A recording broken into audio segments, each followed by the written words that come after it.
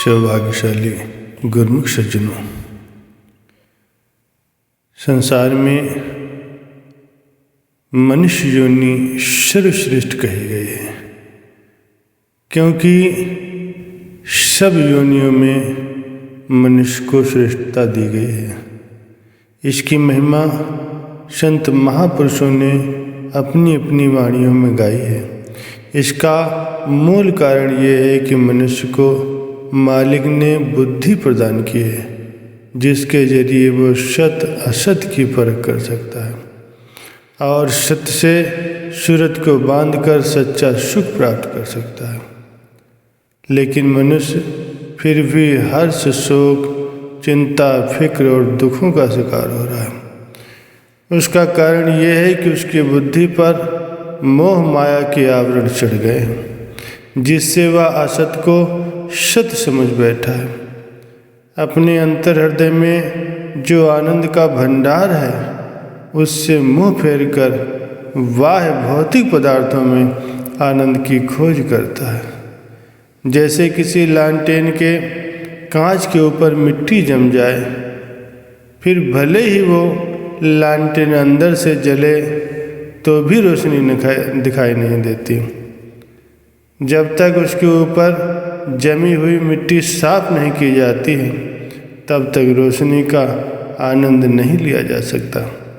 ठीक इसी प्रकार मन पर जमी हुई अज्ञानता की मैल को जब तक सद्गुरु के शब्द की रगड़ द्वारा साफ नहीं किया जाएगा, तब तक मन अंधकार में ही भटकता रहेगा। जपजी साहिब जी में वर्णन आया है कि जैसे हाथ और पैर पानी से और मैले कपड़े साबुन से साफ होते हैं, वैसे ही इंसान के मन की मैल नाम की कमाई से साफ हो जाती है। जैसे कपड़ा तो वास्तव में साफ होता है, मगर मैल के कारण उसकी सफाई ढक जाती है। साबुन की रगड़ केवल मैल को हटाती है, सफाई तो उसमें से पहले ही होती है। जैसे माचिस की तीली पर मसाला लगा है, आग उसमें पहले से ही मौजूद है, लेकिन उसको प्रकट करने के लिए तीली को माचिस से रगड़ खानी पड़ेगी, तभी वो गुप्त आग प्रज्वलित हो सकती है। जैसे रोशनी के लिए तीली माचिस की रगड़ की मोहताज है, वैसे ही मन माया की मैल को दूर करने के लिए जीव की सुरति महापुरुषों के वचनों व नाम के उपदेश की मोहताज है। जो वचनानुसार सेवा करता है, उसमें शक्ति का प्रादुर्भाव होता है और उसका हृदय रोशन हो जाता है। इसके विपरीत जो जीव स्वयं को बड़ा बुद्धिमान तो समझता है, परंतु अपनी श्रुति को गुरु शब्द से नहीं मिलाता और सत्संग की रगड़ से नहीं चमकाता, उसके अंदर कभी भी प्रकाश नहीं हो सकता। जैसे सोने की कसौटी पर परख करके पता चलता है कि उसमें कितना खोट है, वैसे इंसान की परख उसके ख्यालों से होती है। अगर वो संत महापुरुषों के वचनों की कसौटी पर पूरा उतरता है, तो उसे शुद्ध और बिना खोट का कहेंगे। स्कूल कॉलेजों में परीक्षा का नियम रखा गया है।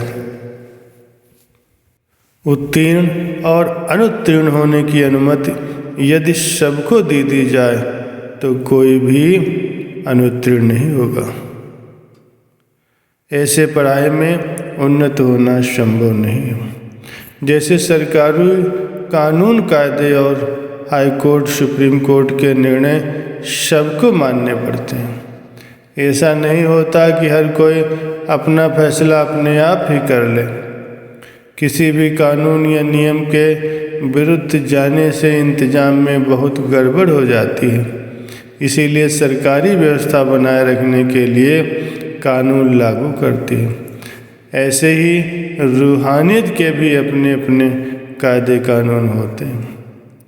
गुरबाणी में महापुरुष वर्णन करते हैं, कहो नानक प्रभु इहे जनाई, बिन गुरु मुकत न पाइए भाई।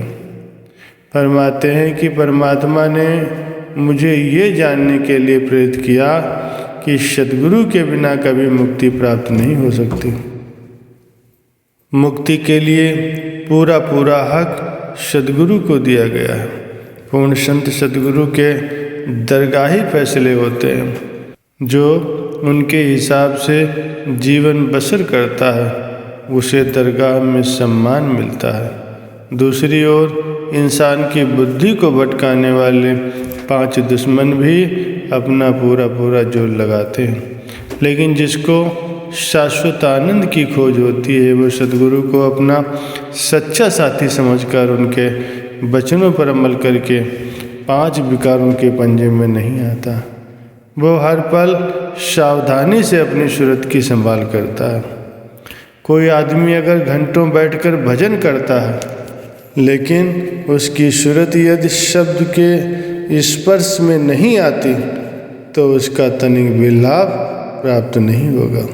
जैसे लोहा यदि पारस को स्पर्श नहीं करता फिर भले ही वो वर्षों तक पारस के पास पड़ा रहे तो भी वो सोना नहीं बन सकता।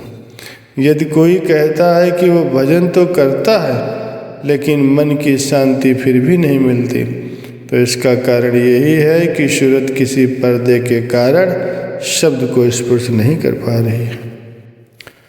हर पल इस बात का निरीक्षण करें कि सूरत बीच बीच में कहाँ चली जाती है। उसे हर जगह से हटा करके शब्द से जोड़ो। जैसे बिना बिजली के कनेक्शन के प्रकाश नहीं होता, जैसे धरती के अंदर जल है पर बिना खुदाई के वो प्रकट नहीं होता, उसी प्रकार यदि सूरत का कनेक्शन संत सद्गुरु से जुड़ा ही नहीं है तो अंतर हृदय में प्रकाश कैसे होगा, वह शांति कैसे प्राप्त होगी।